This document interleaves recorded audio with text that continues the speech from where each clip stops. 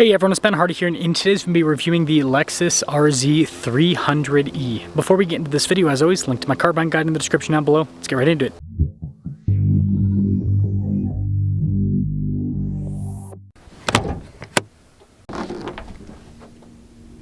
Now, this version of the RZ produces 201 horsepower and can go 266 miles on a charge.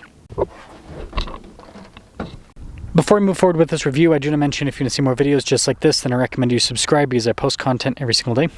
So this one has this really cool two-tone paint job where everything's blacked out in the center, and then you got like the rose gold on the outside.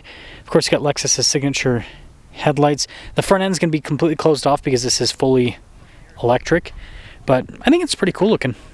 Turn wheel setup is 235 by 50 by 20 in the front, and then 255 by 45 by 20 in the rear, so slightly staggered setup. You've got this nice kind of like grayish chrome finish on the wheels. Blacked out fender flares. You can see here with the mirror cap blacked out, the roof's blacked out, the trim at the bottom is also blacked out. There's the side profile. Now this leads us to the key fob. We've got the Lexus logo, we have our lock and unlock function, got the opening for the rear hatch. We'll pop it open. Now you can see Lexus there inside with the floor mat. But yeah, pretty good storage space. Again, this is kind of like a hatchback crossover. It's the way that, when I say hatchback, I'm talking like smaller rather than like, I mean, here's a good example. That's like SUV crossover, right? Where it's big and boxy. This is kind of more sloped in the back. But anyways, there's that little button to lower it down. This is pretty cool with the light bar that goes across. Of course, another Lexus logo, and then you can see RZ 300e at the bottom. And yeah, it's cool with little aerodynamic doodads there at the top, but there's the rear. Now this comes with Lexus's electronic door handles, which is always interesting. Nice trim here at the top. Down below, got like the suede. Nice soft touch here. Again, electronic poppers for the door handles. And you guys can see here with the soft touch all down the seats. And legroom back here. It's great, actually.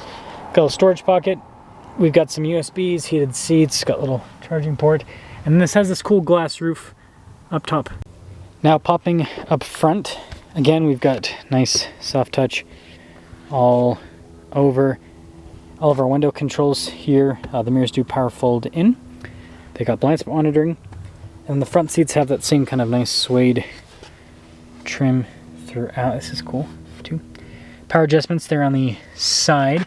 You got your memory seat function. Steering wheel is also power adjustable. And bada bing, bada boom.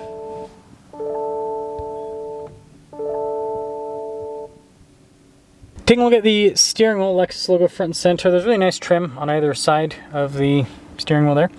Paddle shifters there on the back for the regen. And then you can see here we've got these little controls. That's actually all for the heads-up display there. You control a lot with the heads-up display, which is interesting. And then you can see the controls for the cruise control and the heads-up display as well. And then regular stalks there on either side.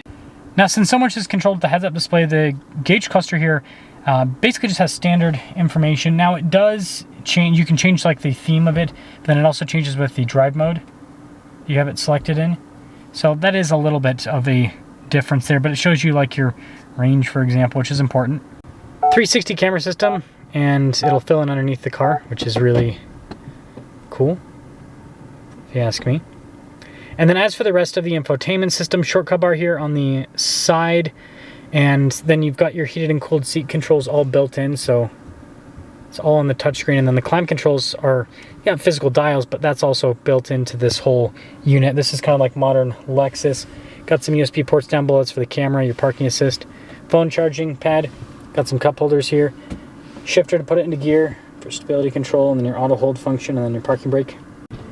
And then center console, good storage there, and it does do the double open up function, which is kind of fun. Got a nice trim here on the dash, kind of a cool, I mean, look at this design all across. And then this does have the fancy glass roof function, so there's this little light button right there, and then you can see the roof is opaque. If I press the button, and it's pretty darn quick to react. Now, this luxury package is in the mid-50s for the MSRP. It's like 54,000 starting, roughly. So anyways, let's see how it performs. Lexus RZ. So I'm just gonna come out right off the bat and say that I think this might be one of those cars that was made simply so that Toyota Lexus could still sell cars in California. California has some weird rules and regulations compared to the rest of the US, and I'm pretty sure you have to have an electric car to be able to sell cars in California, and so I think that's what this is. And again, this shares stuff with the Subaru Solterra, the Toyota BZ4X, and I mean, that's really what it looks like. It really looks like a car where it's not, I mean, this is, we'll talk about this. This isn't like a bad car by any means, but if you just look at the electric specs, it's not all that compelling. So when it comes to actual driving dynamics, this drives really well. It's comfortable. It's got the Lexus interior, so it's like very high quality feeling with the materials throughout. Just feels like a nice product overall. And I actually like the steering wheel trim quite a bit. So yeah, I mean, and I think the exterior looks are also great as well. So inside and out, it's a nice car. Now, where things run amok is with the range and then with the acceleration. So acceleration, it's not slow, but I mean, it doesn't have a lot of power, particularly. And then with the range, it is, yeah, not all that much whatsoever. I mean, I've got 79% charge and it states that I have 135 miles of range. So you can't really go all that far. And this is where I say this feels like a regulation car, where it's like they just slap things together and then just go, okay, now we can sell cars in California. That's just my 2 cents on that part of it. But overall, I mean, it drives well, it looks cool. Kind of reminds me, it's like the Lexus Leaf in a way, because of the range that it doesn't have and everything else that's going for it. But I guess that if you have a short commute and you charge it all the time, then not bad, right? It's just if you have, like, my commutes, for example, sometimes are over 200 miles in a day, and I know that's not normal for people, but like I couldn't do that with this. Like, I would have to get up to the location that I'm going to be working at, charge this, and hopefully it has enough charge for me to make it back home, but probably not, unless I get a fast charger. So yeah, but it drives nice. I just don't, I genuinely think that Lexus, Toyota, I don't think they really care about EVs, right? They've said that hybrids, and I mean, they are the #1 hybrid seller, right? They are just killing it with the hybrids and the plug-in hybrids and all that.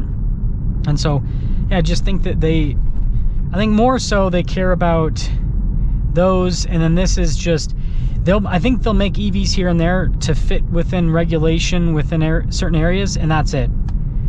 So, not a bad car, but definitely it seems kind of like the Mazda MX-30, right? That was also a regulation car for California, where I think it was only sold in California too. It just was not, at least they're selling this in other parts of the US. They're like, hey, if you want to buy a regulation car anywhere, you can do it.